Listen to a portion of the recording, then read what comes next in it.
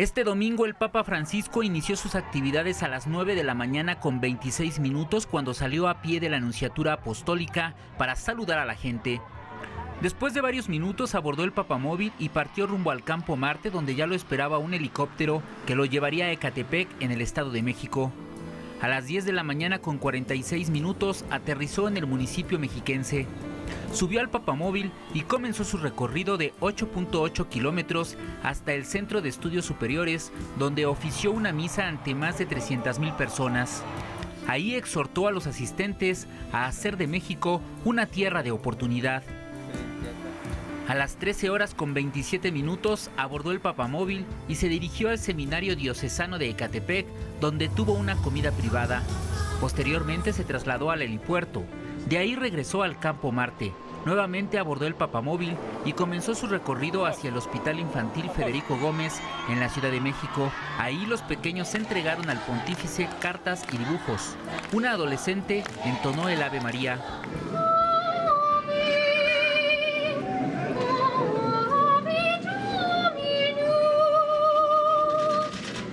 La señora Angélica Rivera de Peña le dio la bienvenida oficial. Los niños de México le abren con alegría su corazón y reciben con su presencia las virtudes de la fe y de la esperanza. Durante su mensaje, el Papa destacó la importancia de lo que llamó cariñoterapia. Tan importante la cariñoterapia, tan importante. A veces una caricia ayuda tanto a recuperarse. La esposa del presidente de la República le entregó el cuadro de la Virgen con el niño. Al finalizar la visita abordó un vehículo cerrado y después de 25 minutos llegó a la Nunciatura. Bajó del vehículo, repartió bendiciones y después ingresó al recinto.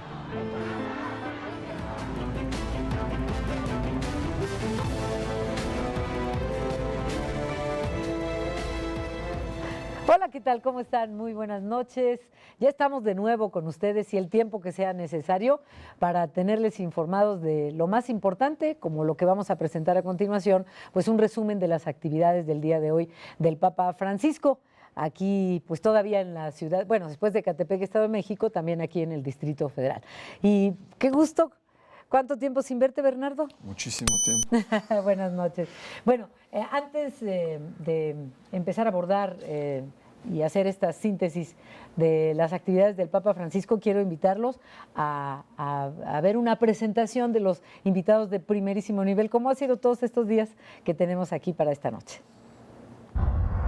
Bernardo Barranco Villafán, sociólogo especializado en creencias religiosas. Es economista por la UNAM y realizó su especialización en la Escuela de Altos Estudios Sociales de París.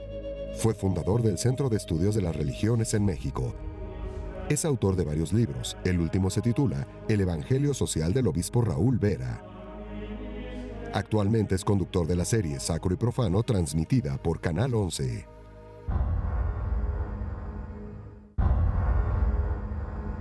Enrique Dussel Ambrosini, doctor en Filosofía por la Universidad Complutense de Madrid y doctor en Historia en la Sorbona de París. Obtuvo el doctorado honoris causa en Freiburg, Suiza.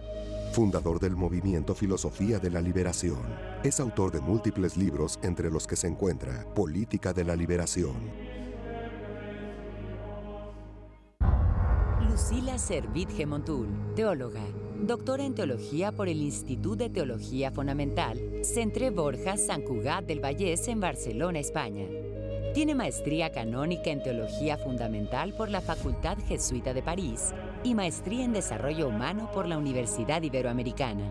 Es socia fundadora de la Asociación Mexicana de Reflexión Teológica Feminista y miembro de la Cátedra de Teología Feminista de la Universidad Iberoamericana. Hombre, les decía, ¿no?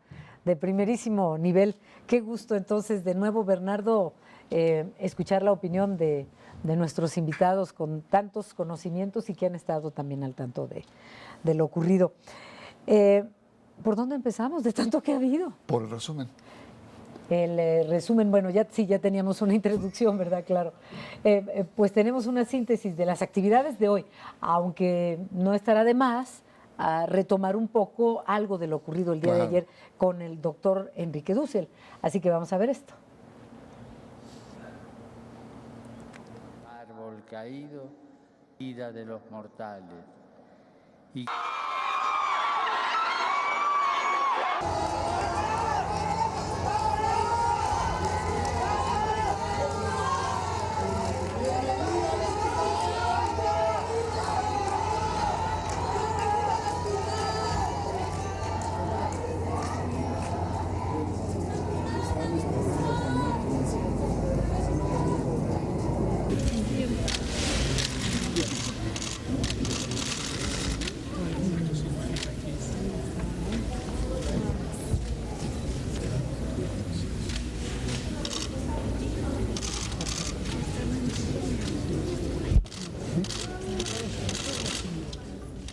Y algunas imágenes, pues, del recorrido y de su visita al hospital.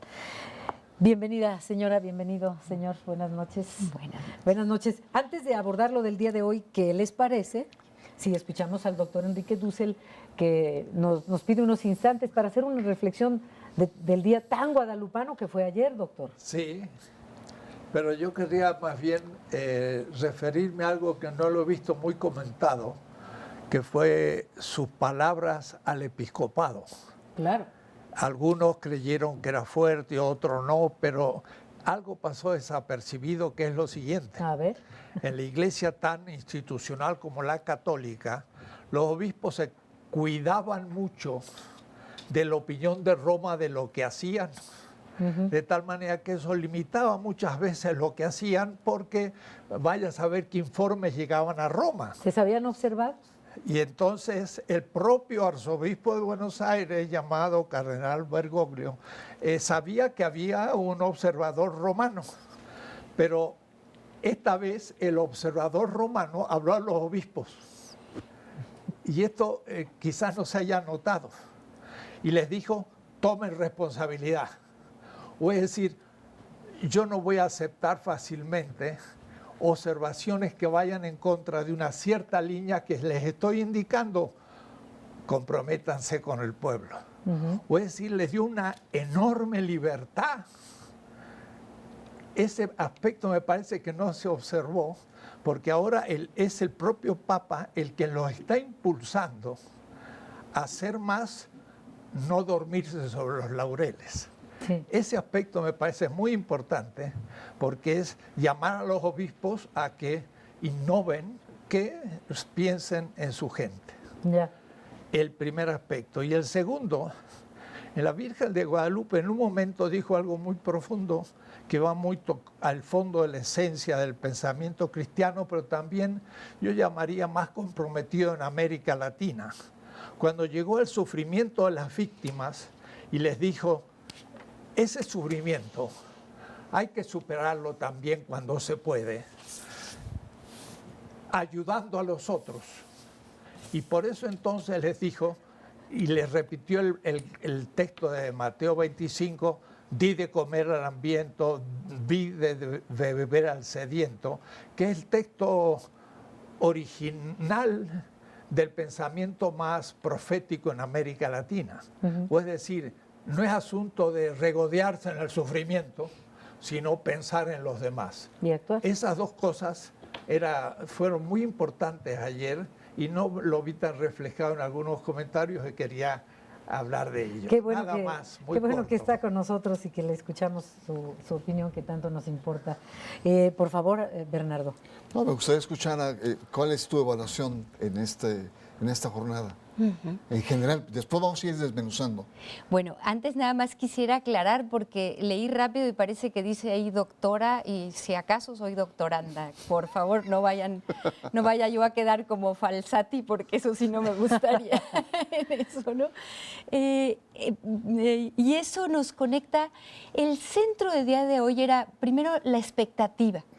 Había mucha expectativa por el lugar al que se iba, por lo que significa Ecatepec. En el caso muy concreto, bueno, de las que estamos desde la teología feminista, bueno, toda esta cuestión de los feminicidios en Ecatepec y también toda la cuestión de lo que significa como lugar la situación económica y social hoy en día. Y entonces lo mencionó ya el doctor Barranco allí en la mañana, de que esperaba algo más sociológico y surgió algo que iba más allá. Y bueno, aquí es donde está parte de esta discusión. ¿Realmente es más allá o se trata de algo que pudo haber sido dicho en cualquier parte del mundo? Es cierto que con la segunda parte, con lo que se mencionó al final, antes del Ángelus, la mención al Éxodo y luego la petición de que este fuera una tierra de oportunidad, una tierra donde no permitiéramos que los jóvenes quedaran a merced, y ahí se le quebró, a pesar de que lo estaba leyendo, se le quebró la voz al Santo Padre. Sí, tiene una gran preocupación y ocupación por los jóvenes, sí. Los niños, los jóvenes, los ancianos, o sea, realmente se le percibe afectado por las problemáticas que hay en el mundo. Y ahí dijo algo, porque escuché uno que decían, en manos del narcotráfico. No dijo en manos del narcotráfico, dijo en manos de quienes trafican con la muerte. Cierto. Que está hablando de una cosa muchísimo más amplia, y es esa la que nos lleva precisamente a la homilía. ¿Quiénes trafican o traficamos con la muerte de alguna manera?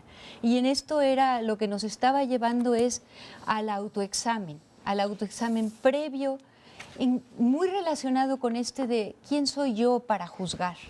Júzgate a ti mismo, juzguémonos a nosotros mismos antes de empezar a juzgar la realidad o a juzgar lo que está sucediendo. Sí. Juzguémonos como sociedad, que tiene que ver un poco con esta parte de también tratar de conciliar, pero no conciliar desde una cuestión que podríamos considerar light, donde no hay nadie responsable, sino conciliar desde que todos tenemos parte de responsabilidad en esta situación. Claro.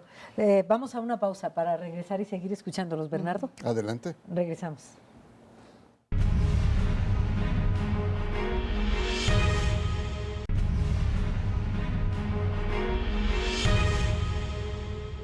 En Ecatepec, el municipio más poblado del Estado de México, más de 300,000 personas asistieron a la misa multitudinaria ofrecida por el Papa Francisco en los terrenos de la Unidad de Estudios Superiores.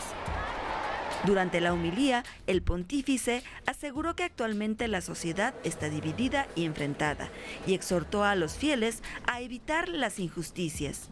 Cuaresma, tiempo para ajustar los sentidos, abrir los ojos frente a tantas injusticias que atentan directamente contra el sueño y el proyecto de Dios. Poco antes de concluir la celebración religiosa, el Papa pronunció un mensaje en el que invitó a los asistentes a hacer de México una tierra de oportunidad. Quiero invitarlos hoy a estar en primera línea, a primerear en todas las iniciativas que ayuden a hacer de esta bendita tierra mexicana una tierra de oportunidad, donde no haya necesidad de emigrar para soñar, donde no haya necesidad de ser explotado para trabajar.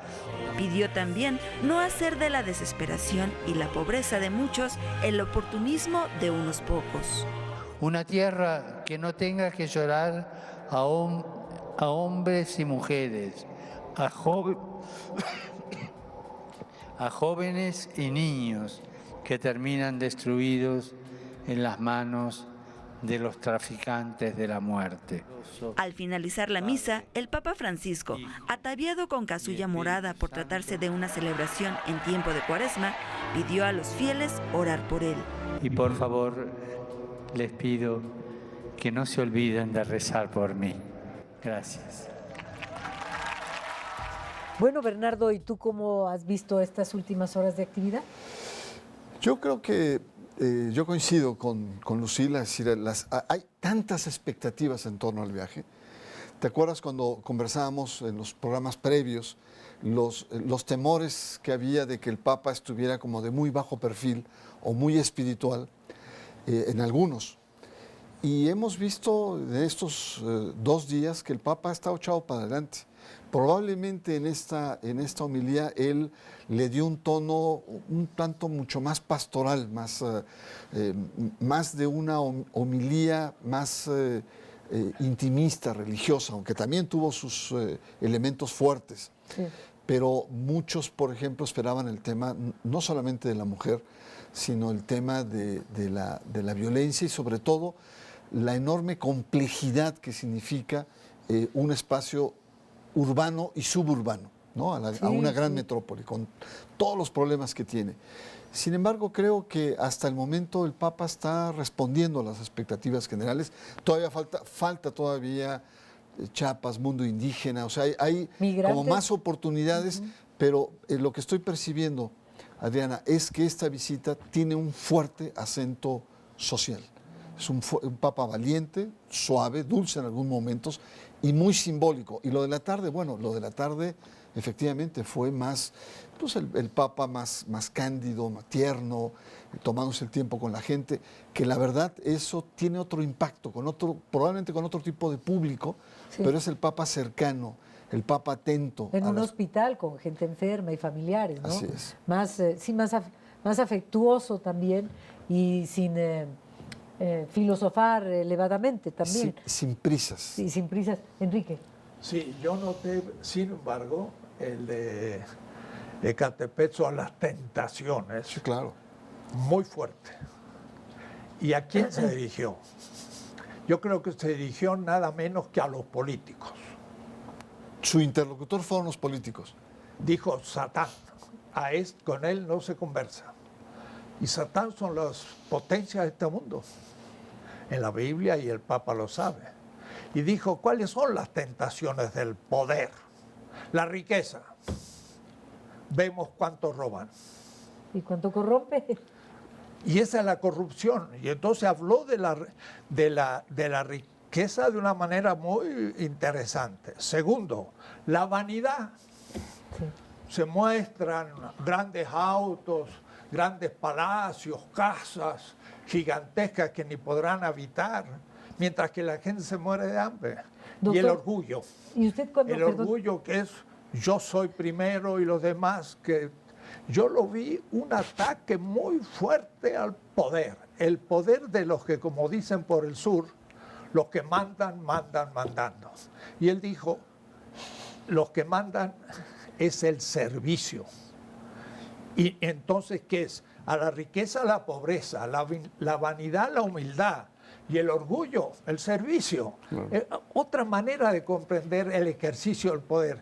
Yo le encontré muy fuerte ese texto porque era muy fuerte al que se estaba refiriendo. Pero además es notable, al fundador del cristianismo el demonio lo puso arriba del templo. Arriba del templo. Y le dijo, te doy el dominio sobre toda la tierra arriba del templo. O decir que de paso fue una crítica al templo también. Eso era lo que quería comentarle, al poder que también se tiene en la iglesia, claro, a los lujos que también tienen muchos la vanidad, en la iglesia. El orgullo del cual él está luchando en Roma. Miren, coloca un gran cardenal para que las finanzas procedientes del mundo anglosajón australiano. George Peel. Y en la primera de cambio se gasta 600.000 euros para arreglar su palacio. Sí, sí. Y entonces el pobre yo creo que dijo, ¿quién nombré yo para arreglar las finanzas? Sí. Puede decir, yo creo que fue muy fuerte ese discurso en Ecatepec. Sí. En fin, habrá que ver otros intérpretes. Lucila, por ejemplo, doctora. Doctora. Otro de las interpretaciones que se hacen a esto es precisamente la tentación del poder económico, del poder político y del poder religioso. Y no lo explicitó de esa manera, pero es otra de las maneras como se puede esto presentar, ¿no? Más para complementar lo que estabas aquí mencionando. Pero sí se te quedaste, Lucila, con me faltó algo en relación a la defensa de las mujeres. Existe esta parte donde esto se mencionó, no se explicitó. Lo esperaste y no llegó. No llegó. Y lo esperábamos muchos y muchas, yo pienso. Sobre todo porque Ecatepec hoy por hoy es un ojo de huracán en términos de feminicidio y de asesinatos por odio de género. Y esto es algo muy, muy, muy fuerte, ¿no? Se esperaba esto. Yo también, en cierto sentido, lo esperaba. Sería tanto como que cuando vaya a Ciudad Juárez no hable de migrantes, ¿verdad? Sí, claro. Digo, entonces, ¿tú cómo lo viste, Bernardo? No, tuvimos una fuerte reflexión durante la mesa, ¿no? Y que vio por la cuestión de tentaciones en términos de la Cuaresma. Pero tu interpretación, y además mi respeto, tú eres un teólogo y filósofo reconocido, tu interpretación es mucho más profunda de lo que en esta mesa tuvimos, que era más de corte pastoral, tratando de entender sobre todo el tema del otro, la otredad que tenía, cuando la otredad era el otro, el pobre, el sencillo. Pero efectivamente el sentido, por lo menos mío, es que esa reflexión pudo haberse dado en cualquier lado del mundo, ¿no? Pero con lo que tú dices, puede ser que el interlocutor, que yo también creo, era precisamente la clase política, tanto secular como religiosa. Exactamente, no solamente a los que no visten sotana. Exactamente, ¿no, doctor? Claro, es un poco el Dios del lunes al sábado. El domingo es el Dios sagrado, pero hay otro Dios que reina toda la semana y a veces no lo vemos. ¿Y lo de los niños, qué les pareció lo del hospital? A mí me llamó mucho la atención el pasaje de la Escritura que escoge para hablar con los niños y que, bueno, muy reciente, es algo que recientemente hemos celebrado en la fiesta de la Candelaria, pero también es fundamentalmente un pasaje que une los extremos generacionales. Es el ocaso de la vida que se está encontrando, que puede partir en paz porque sus ojos han visto la salvación. Poco antes, en alguna de las cápsulas que iban apareciendo, Francisco está hablando de que probablemente él solo cuenta con 4 o 5 años de vida y que ya se han ido 2. Lo menciona de esta forma y hablando de que pues está cansándose, como se lo pide a los obispos, y sin mirar un poco. Pero la salvación está en los niños, la salvación está en el niño que ha visto ahí. Vamos a una pausa. Además es ya una buena introducción para darle otro giro a la conversación de este día. Sí, regresamos.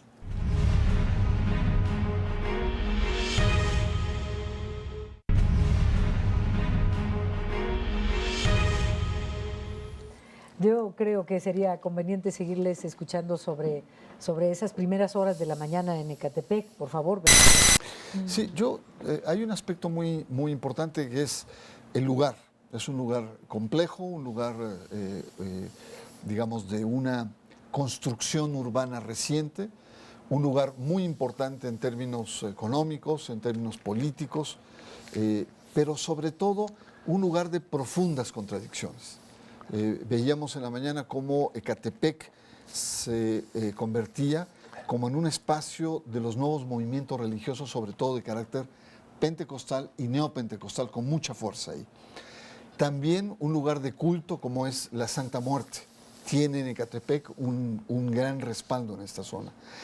Y también tiene contradicciones a nivel católico. Recordemos que es la diócesis de Onésimo Cepeda, un personaje muy controvertido, un obispo muy controvertido, que en un año construyó una mega catedral que no correspondía, o hay una especie de polaridad estética, económica entre la catedral construida y la gente ahí. Entonces, todos estos elementos daban a que la presencia de Francisco, además Francisco con una gran vocación de pastoral en medios suburbanos, iba a dar giros importantes en torno a esto. Y probablemente fue en el mensaje, en este mensaje del Ángelus, donde entró más de frente con la gente, con la problemática que está viviendo. Local. local. Sí, ¿no? es muy diferente a otros puntos donde ya estuvo y lo que viene. Doctor Dussel, su opinión, por favor. Sí, yo volvería sobre el tema, porque fue la lectura, ¿no? La gente cree que, bueno, Satán será un espíritu, cuando los que estudian estos textos en serio saben que son las grandes estructuras del cual los propios seres humanos consistimos en la dominación. Entonces, por eso que el Papa se refirió muy concreto a las grandes tentaciones, o es decir, creo que se refirió a la corrupción, para mí, o es decir, realmente lo que el político o aún el eclesiástico y también los economistas y los empresarios anhelan la riqueza. Y entonces, en cierta manera, le dijo, ¿y para qué tanta riqueza? Si esa riqueza es de todos, habría que compartirla. ¿Qué se gana con ello? Y el Papa mismo la desprecia en cierta manera. Él llega a Roma en un pequeño hostal, duerme ahí, lo eligen Papa y vuelve al mismo lugar. No desprecia la riqueza, porque tiene que estar al servicio de los demás como bien común. Esa es una bofetada a nuestra élite. Y la vanidad son esas grandes reuniones, esas... diríamos así, ostentación de esa riqueza. Y entonces él también dice, y mientras tanto hay gente tan pobre, él lo opone. Y como decías muy bien, el orgullo, ¿no? Que es lo propio de lo eclesial y las jerarquías. Por eso a los obispos les dijo, no quiero príncipes. Pero también en cierta manera le dijo a los políticos, no quiero reyes o monarcas, sino servidores del pueblo. Y Satán es justamente esa tentación. El poder. Entonces parece muy espiritual, pero es espiritual porque es muy político, porque es muy económico. Es un lenguaje que no se está acostumbrado a escuchar. Entonces se lo toma como un lenguaje espiritual.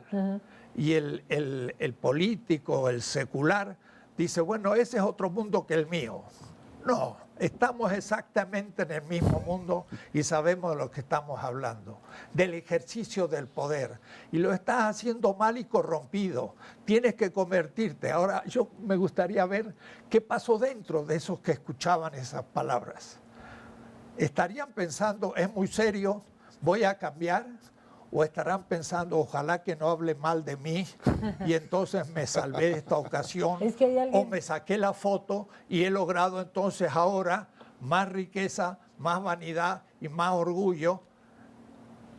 Eso es lo que queda un poco allí y algunos lastima de ver a un hombre así tan simple como el Papa, rodeado de gente a veces que no cumple lo que está diciendo y que no piensan cumplirlo, es lo peor. No, entonces, parece una cosa un tanto dramática esa oposición, pero es parte de la realidad. Y supongamos que sí hay, nos imaginamos que sí hay mucha gente a la que le quedó el saco y se sintió aludido, como cuando estuvo en catedral, ¿no? Y algunos había imágenes que volteaban así como que no es a mí, ¿verdad? No, y que no hay ningún problema entre nosotros. Nos queremos mucho, ¿verdad? Bernardo. No, yo creo, Lucila, que efectivamente cuando habla de riqueza, el Papa dice la riqueza con el pan del sudor del otro. Esa es explotación. O la riqueza a través del abuso, que es corrupción. Hizo explícitamente estos dos aspectos cuando habla de las tentaciones. Ahora, sí, digo, ya escuchando al doctor Enrique Dussel, teólogo, filósofo, pues sí suena fuerte. Pero retomando lo que planteaba Adrián, ¿hasta dónde la gente, ¿no? La gente común y corriente, mortales como nosotros, podemos tener estos niveles de interpretación, de agudeza? La esperanza de muchas personas que esperaban esto otro y se encontraron con esto, me comentan también que probablemente sea este estilo jesuítico de ir a la puerta del otro, pero esta vez es ir a la puerta del otro en aquello que compartimos, en las responsabilidades compartidas, en que estas tentaciones, esta cuestión de que Satán son las estructuras, todos participamos de ellas, que no es cuestión solo de poner la culpa de una forma externa, sino otros han hablado de estas 3 tentaciones como las tentaciones del falso yo, de la falsa persona que hay en cada uno de nosotros. Y creo que esta fue la oportunidad que se le dio a todos de ponerse el saco, ¿no? Aquí. Doctor, ¿y qué opina de una vez que el Papa se ha expresado como lo ha hecho desde que llegó, pero especialmente Catedral y hoy en Ecatepec, por lo que usted ha retomado, qué tanto realmente escucharon y qué tanto se verá reflejado y tomarán nota y se verá un cambio o entraron por una oreja y salieron por la otra? No sé, yo creo que lo más probable es que acontezca ese pasaje de una oreja a la otra. Y nada más nosotros aquí estamos escuchándolos y qué bien lo que dijo el Papa, a ver si toman pero nota. Cuidado, a algunos les pasa, pero hay otros que le confirman que esa es la línea. Y hay otra gente que descubre algo que no había pensado. También. Una reflexión. Me gustaría situarme como un hombre de izquierda o un observador de izquierda que para el cual la religión todo ya está superado. Y de pronto decir, puede que tenga ciertas potencialidades. Miren, hay malas interpretaciones en todo esto. Un gran pensador alemán dijo, la religión es el opio del pueblo. Cuidado, dijo, la religión es el opio del pueblo, pero cuando es fetichista y de dominación. Este Papa no es esa religión, es otra. Es más bien como, si me permite, Chile y no opio. Y lo mismo aquello de el ateísmo, lo propio de la racionalidad ilustrada. Y lo dijo un gran filósofo alemán. No, él dijo, el ateísmo cuando es negación de la negación del hombre, ya no tiene más función. O es decir, si una religión justifica la opresión, hay que ser ateo. Pero si esa religión dice, libérate y de tu sufrimiento, ayuda al prójimo y cambia las cosas, esa es una aliado al proceso. Entonces tenemos que cambiar la opción. Quizás a los que le va a entrar por un oído y se le va a quedar dentro, es a la gente más inesperada que dice, ese tipo de religión está interesante. Y eso es lo que está haciendo el Papa. Pongámoslo en práctica. Está predicando una nueva interpretación que ha surgido en América Latina. Y en eso él es un discípulo de un proceso. Gracias, doctor. Vamos a una pausa para regresar y seguir escuchando a nuestros invitados.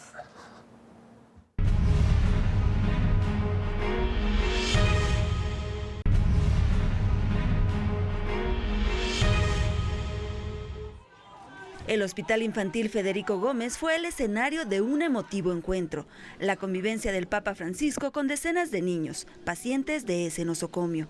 Los pequeños entregaron al pontífice cartas y dibujos. Otro niño traía un rosario para obsequiárselo. El Papa lo bendijo y pidió al pequeño que se lo cuidara. Uno más le pidió rezar por su abuela. El Papa prometió hacerlo y le dio un obsequio para ella. Sin duda, uno de los momentos más conmovedores fue cuando una adolescente le cantó el Ave María.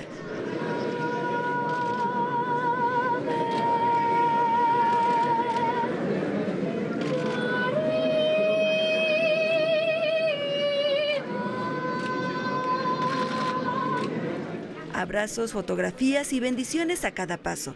Después, la bienvenida oficial. Los niños de México le abren con alegría su corazón y reciben con su presencia las virtudes de la fe y de la esperanza. Tenga la seguridad que vamos a rezar mucho por usted, como usted lo ha pedido, sí, para que Dios le siga dando la luz y la fortaleza que con gran humildad nos ha mostrado. Usted es grande por lo que dice, pero es mucho más grande por todo lo que usted hace.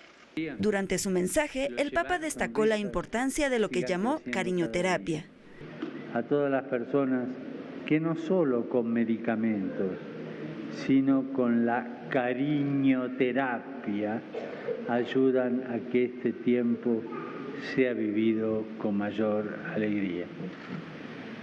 Tan importante la cariñoterapia, tan importante.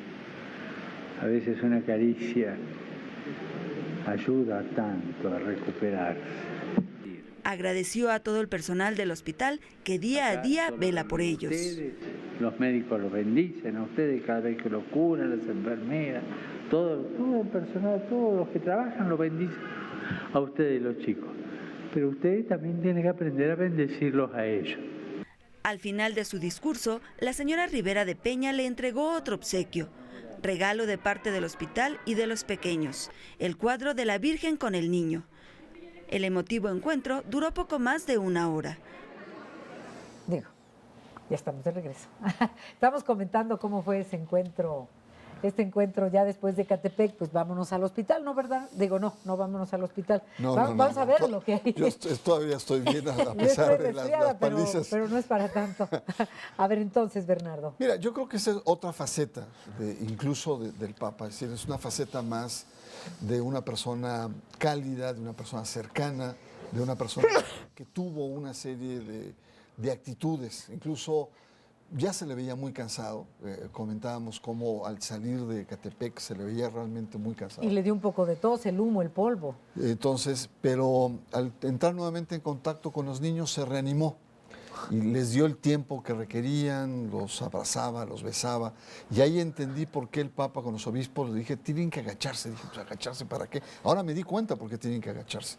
Porque besaban a los... Y me di cuenta también que cuando había una silla, él tomaba de los 2 brazos y descansaba. O sea, le costaba trabajo también a sus años. Yo creo que a muchos les da una faceta no del Papa intelectual que dice, que plantea, sino del ser humano que se conmueve frente a la vulnerabilidad de niños enfermos. Pero no sé, tú ya habías Lucila, apuntado. por favor. A mí me llamó mucho la atención que precisamente el chico que está ahorita, al que no le respondía, es al que más tiempo le dedicó. Esta parte donde no es precisamente la respuesta que recibes del otro, sino la gratuidad de lo que estás haciendo. Que ese es lo que mencionaba Enrique, ese es el antídoto a esas tentaciones, es entrar en esa gratuidad del servicio, que se manifiesta por el silencio, por la palabra, pero finalmente por el servicio desinteresado, que es lo que él está tratando de mencionar ahí dentro de las enormes limitaciones que el protocolo le plantea, ¿no? Porque también se alcanza a ver allí pues lo limitado del escenario, que no deja de tener toda una parte de artificial, tal y como está planteado ahí. Un hospital impecable, como no son los hospitales. Así quisiéramos verlos siempre, a ¿verdad? todos. Sí. Así quisiéramos verlos ahí, todas las enfermeras, los doctores, bueno, peleándose por estar cerca en la foto. Me gustaría comparar este hecho con algún otro que quizás se parezca muy lejano. Hay un joven estudiante de filosofía, de medicina, que hizo todo un trayecto por Argentina, Chile, para ir a Perú a un leprosario. Era el Che Guevara. Él fue y quería ser médico para leprosos. Y su camino hacia salir de su patria fue para ir a trabajar con leprosos. Y se pasó meses con ellos y lo adoraban.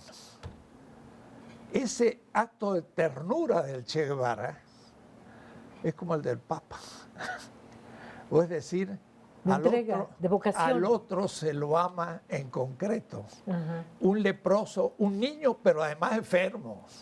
Porque no es el hijo bien, sino es el hijo enfermito con cáncer. Entonces, él ha querido decir, hay que cuidar al pobre, a la viuda, al huérfano, al extranjero, pero a los más vulnerables. El Che pensó en los leprosos, el Papa pensó en los niños enfermos. Eso es justicia. Pero además, con esa autoridad él puede después reprochar a los otros de no hacer cosas que parecen más importantes, pero al fin son relaciones humanas. Pero además el Papa lo ha hecho siempre, no ahora que es Papa, no ahora que están las cámaras.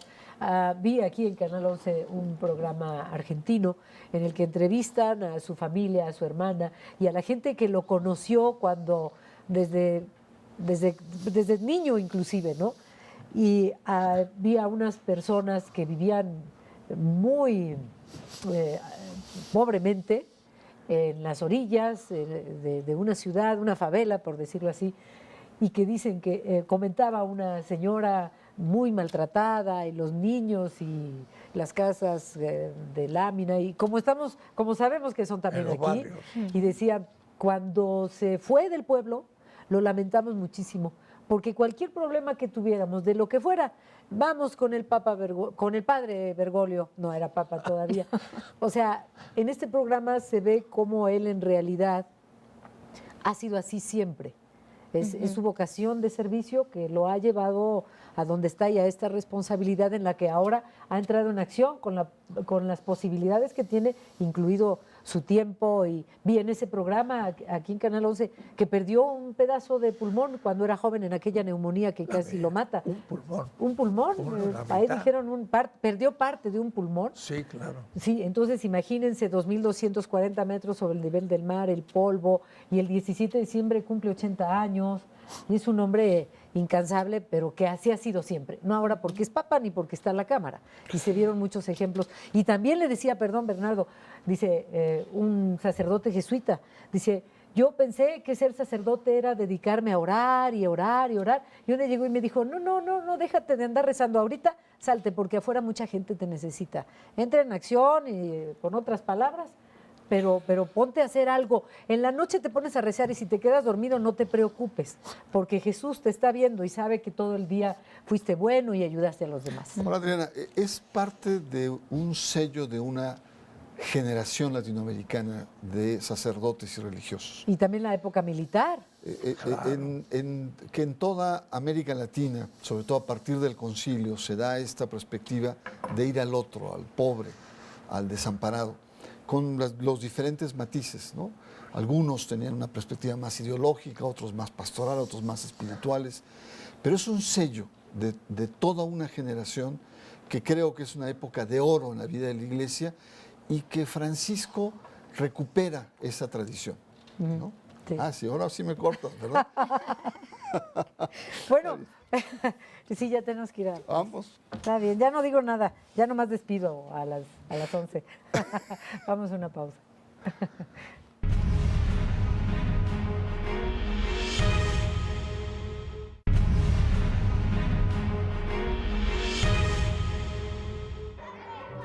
El lunes 15 de febrero, el Papa Francisco saldrá muy temprano a bordo de un auto cerrado de la Nunciatura Apostólica hacia el hangar presidencial. Ahí tomará el vuelo rumbo al estado de Chiapas, entidad que se caracteriza por su alta concentración de población indígena. Se tiene prevista su llegada al aeropuerto chiapaneco de Ángel Albino Corzo a las 9 de la mañana. De ahí se trasladará en helicóptero a la ciudad de San Cristóbal de las Casas, ubicada en la región de Los Altos, donde celebrará una misa con 100,000 indígenas de todo el país, en el Centro Deportivo Municipal. Esta misa se celebrará en español, tzotzil, setzal y los cantos serán en mije, acompañados por las tradicionales bandas indígenas de Oaxaca. Para esta misa, los indígenas realizaron la casulla, la mitra, el báculo o bastón pastoral que usará el Papa Francisco. A la 1 de la tarde, comerá con 8 miembros de los pueblos originarios de México y los 2 obispos de la diócesis de San Cristóbal de las Casas, Felipe Arismendi y Enrique Díaz Díaz, obispos titular y auxiliar de la diócesis, respectivamente. A las 3 de la tarde, estará en la Catedral de San Cristóbal de las Casas, donde visitará la tumba del que fue obispo de la diócesis por más de 40 años, Samuel Ruiz García, fallecido en enero de 2011 y cuyos restos reposan en el interior del templo. Al término de dicha visita regresará nuevamente en helicóptero a la capital del estado, Tuxtla Gutiérrez, para sostener un encuentro con familias en el Estadio Víctor Manuel Reina. Está previsto que el encuentro dure alrededor de 1 hora. Al finalizar dicha reunión, saldrá de regreso a la Ciudad de México y al llegar, de inmediato se trasladará en un coche cerrado a la Nunciatura Apostólica.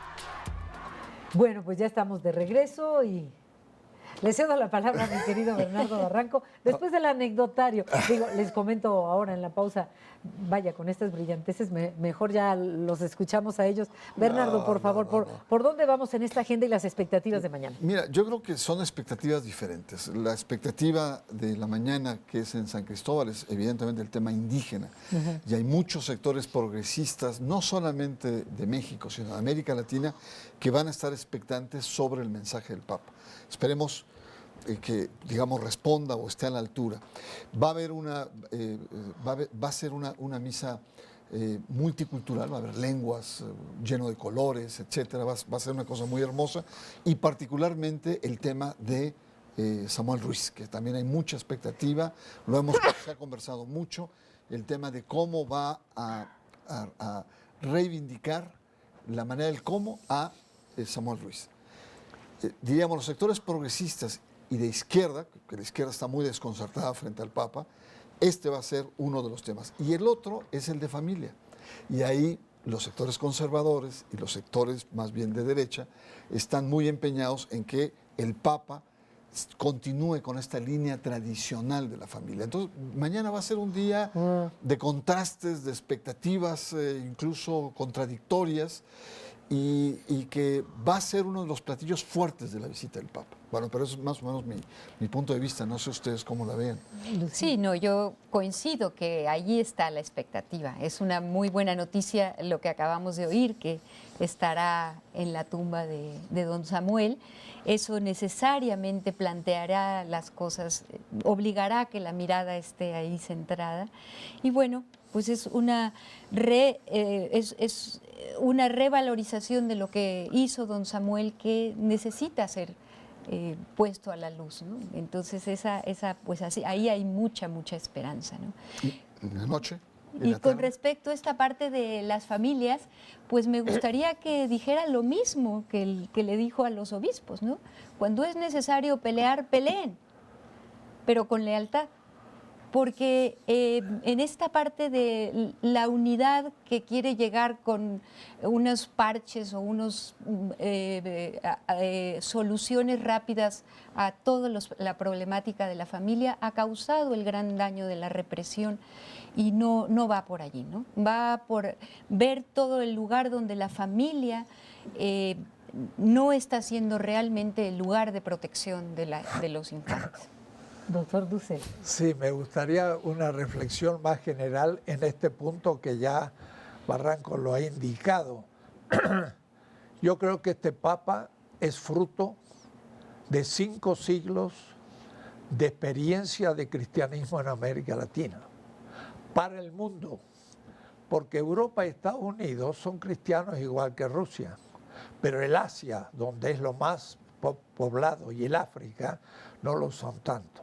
Entonces, la única parte del cristianismo, y qué decir del catolicismo, que está en el sur, es América Latina. Y de aquí hay una experiencia que se va a mundializar, porque aquí están los cristianos pobres. Y también se encuentran en la mayoría de la humanidad. Y si seguimos así, aún en Europa y Estados Unidos va a haber más oprimidos. Quiere decir que de esta experiencia va a haber un proyecto futuro, y este es un primer Papa en una nueva línea. Debemos sentirnos en ese punto, pues, orgullosos de que es fruto de una experiencia latinoamericana, este Papa distinto. Pero usted dice, de aquí debiera venir una continuidad de lo que el Papa Francisco está haciendo, pero no sabemos después de él quién pueda llegar. Nunca se sabe, nunca se sabe. Lo que hay que prenderle una velita a la Virgen de Guadalupe es que dure mucho tiempo, o muchos años todavía, pero en estas cosas no se puede prever nada. Lo que pasa es que ya marca. Y lo que venga después va a ser medido desde esta manera de ejercer el poder. Ya va a tener que ser pensado de alguna manera. Yo lo que creo que también hay algo que tenemos que tomar muy en cuenta es algo que no me ha gustado, unos aspectos que no me han acabado de convencer por parte de los organizadores y que siguen arrastrando los vicios que en las visitas anteriores, y es el acomodo de la gente poderosa, pudiente, cerca del Papa. Y esto es una especie de contrasentido con el mensaje mismo del Papa. Pasó en el aeropuerto, pasó en la Basílica de Guadalupe, y es algo que yo estoy expectante por ver cómo se van a acomodar en el estadio. Porque si seguimos con esta lógica de que los ricos, los que pueden, los que tienen influencias, palancas, llegan al centro y cercanos a este personaje, pues significa que la iglesia local, porque ahí ya no es el Papa, es la iglesia local, claro. es poco sensible a lo que está planteando el Papa. Yeah. ¿No? Es poco receptiva al mensaje y está contribuyendo a un contrasentido. Eso es lo que me preocupa, pero los signos que he visto serían como uno de los aspectos no tan positivos. Ahora, yo creo que va a ser mañana un día lleno de color, eso sí, de cultura, ¿no? De milenarismos. Vamos a hacer un viajes por la historia, desde Bartolomé Las Casas, en siglo XVI, Samuel Ruiz, la realidad actual. Creo que mañana va a ser un día denso, muy denso en lo que significa este peregrinaje del Papa en México. ¿Y qué creen? Que ya tenemos que despedir. ¿Cómo? Sí, ¿verdad? Apenas estamos empezando. Sí, estábamos calentando motores y... Perdón, pues ya, doctor, muchísimas gracias.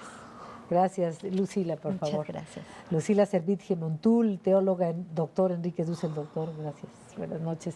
Mi querido Bernardo. Adriana, nos vamos. Nos vemos mañana. Aquí estamos. Mañana, sí. Gracias a ustedes. Buenas noches.